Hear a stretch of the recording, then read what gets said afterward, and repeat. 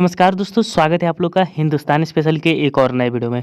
दोस्तों, इस समय जो इमरान खान की तरफ से भाषण आ रही है उसमें साफ तरीके से बुज़दिली दिखाई दे रही है। ऐसा इसलिए हो रहा है क्योंकि इमरान खान को अब पता है कि अब उसके दिन पूरे हो चुके हैं।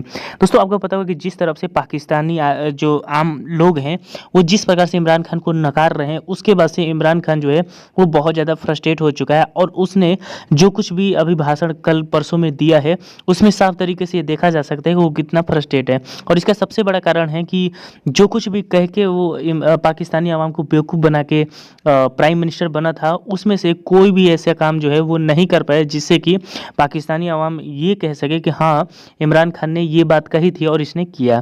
दोस्तों, आपको पता हो कि जिस तरीके से अभी भी पाकिस्तान में लगातार जो IMF है उसका दबाव पड़ रहा है और पाकिस्तान में महंगाई बढ़ रही है, उससे जो पाकिस्तानी अवाम है वो और भी ज़्यादा परेशान हो रहे हैं। और इसका सबसे बड़ा कारण है कि वो इमरान खान को नकार रहे हैं और इसीलिए इमरान खान बहुत ज़्यादा परेशान है और वो चाहता है, और इसीलिए आपको पता होगा कि उसने कल बयान दिया जिसमें उसने कहा कि मैं बाहर आऊँगा तो और आपके लिए यानी कि अपोजिशन के लिए खतरा बन जाऊँगा। यानी कि इमरान खान को ये बात पता चल चुका है कि अब आने वाले दिनों में उसके जो दिन हैं वो पूरे हो गए हैं और अब वो प्राइम मिनिस्टर नहीं बन सकता। तो दोस्तों, वीडियो काफ़ी इंटरेस्टिंग होने वाली, तो वीडियो को अभी से लाइक और हमारे चैनल हिंदुस्तान स्पेशल को भी सब्सक्राइब कर लें क्योंकि हम आपके लिए ऐसी वीडियो लाते रहते हैं। तो चलिए बिना देरी के वीडियो को स्टार्ट करते हैं। देखिए, मेरे ख्याल के मुताबिक तो इस्तीफा लिया गया क्योंकि शहजाद अकबर मुकम्मल तौर पे नाकाम रहे। बातें बहुत की लेकिन कोई भी केस अभी तक पाया तकमील तक न पहुंचा। फिर बहुत सारी बातें उनके अपने बजात के बारे में भी, उनके कॉन्ट्रैक्ट के बारे में होती रही। खासतौर पे जो बरतानिया से कुछ पैसा रिकवर हुआ था किसी साहब का, उसके बारे में कि वो पैसा वापस उन्हीं को दे दिया गया, क्यों दिया गया और उसमें कौन मुलव्वस है। तो मेरा ख्याल है कि उनका अपना कॉन्डक्ट भी बहुत साफ नहीं रहा।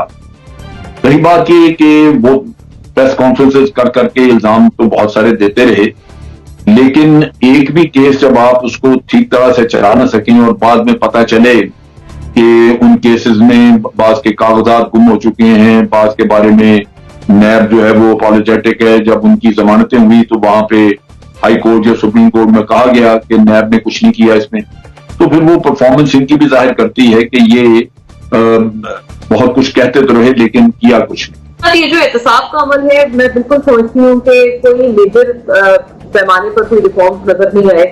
उसूलन होना ये था कि हुकूमत ऑपोजिशन के केसेस परस्यू कर रही थी बहुत एग्रेसिवली, तो उतने ही एग्रेसिवली हुकूमत को अपने साइड के जो केसेस थे, अपनी साइड की जो चीजें थी, प्रोजेक्ट्स थे, उनको भी परस्यू करना चाहिए था। ये तमाम तर चीजें हमें कहीं नजर नहीं आई, बल्कि जो खासतौर पर केसी के केसेस थे, आपको पता है कि उसके ऊपर बार बार स्टे मांगा जाता रहा और स्टेज खत्म होने के बाद भी नैब की तरफ से कोई ऐसा एक्शन नजर नहीं आया।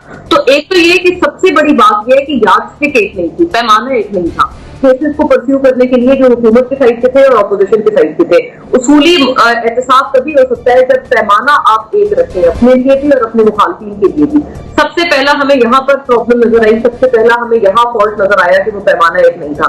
अलबत्ता मैं ये जरूर कहना चाहती हूँ कि ये जो एक साहब के कुछ केसेस की बात की गई बरतानिया में, जो कि अभी जनरल साहब ने किया, and my wishes for general साहब गुड हेल्थ एज वेल, इसी के साथ ही ये बात बड़ी पर्टिनेंट है और मुझे लगता है कि इस बात की मजीद यकीनन छानबीन होनी चाहिए और शहजाद अकबर साहब से पूछा जाना चाहिए कि क्या इसमें कोई उनकी इन्वॉल्वमेंट थी या नहीं थी।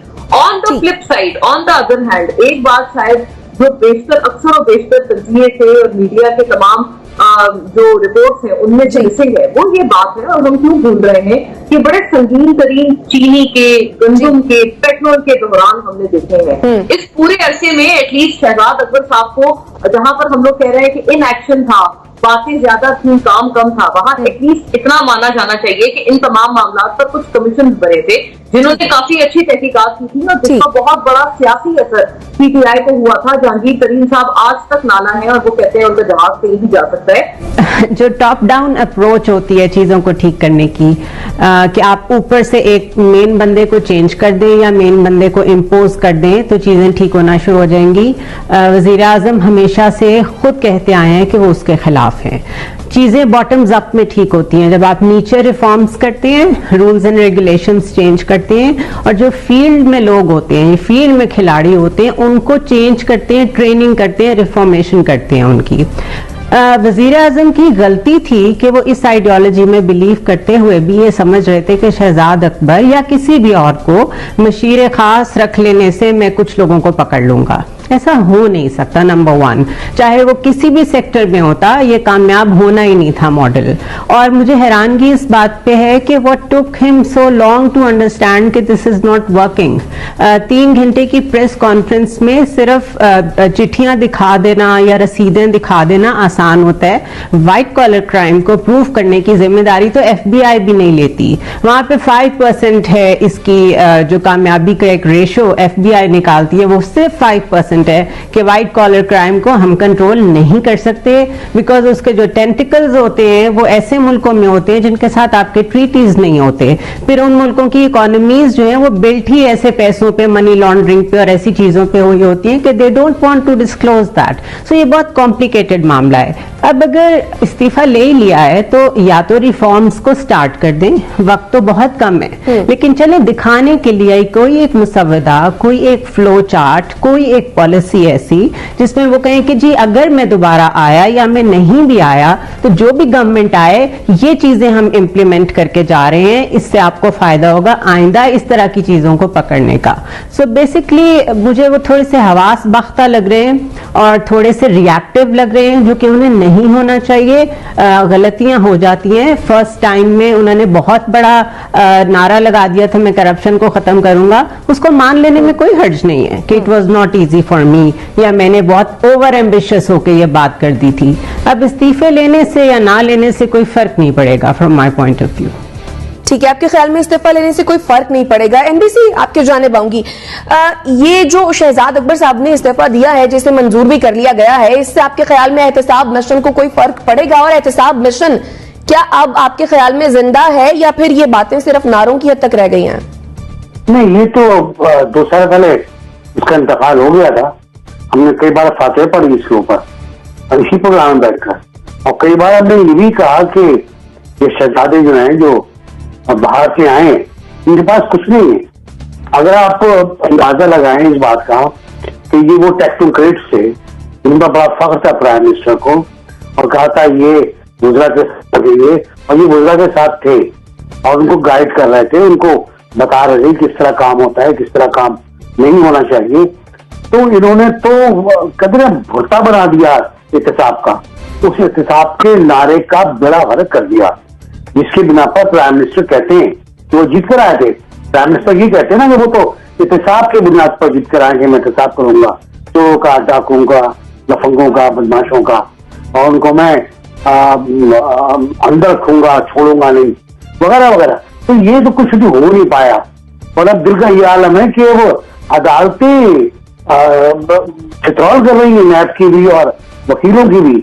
आज भी अगर खुशी शाह का आप फैसला सुन लें, जो आज कोर्ट ने तफसीली फैसला जारी किया है, तो बहुत शदीद क्वेश्चन मार्क है पूरी नैब पर और पूरे मुकदमे के ऊपर। क्योंकि क्या है कि कोई सबूत ही नहीं है आपके पास, कोई सबूत नहीं है, सिर्फ नाम डाल दिया कि काफी हो गया। फिर ये कि बहानेबाजी, आप बखौर जो जुनैन ने कहा कि बड़ी बड़ी फाइलें लेके बैठ गए, चिट्टे लहराते रहे स्क्रीन के ऊपर, उसमें था कुछ नहीं, उसमें था कुछ नहीं, वो फोटोकॉपी भी नहीं थी। वो जनरल साहब ने कहा फोटोकॉपी बिल्कुल, लेकिन इस दौर में फोटोकॉपी कहां से आ जाएगी? ये तो दौर ओरिजिनल दौर है ये, तो यहाँ सब कुछ ओरिजिनल था जो था ही नहीं। और सूरत हाल ये बनी आके कि साद रफीक के केस में जो फैसला है वो पढ़ लें आप।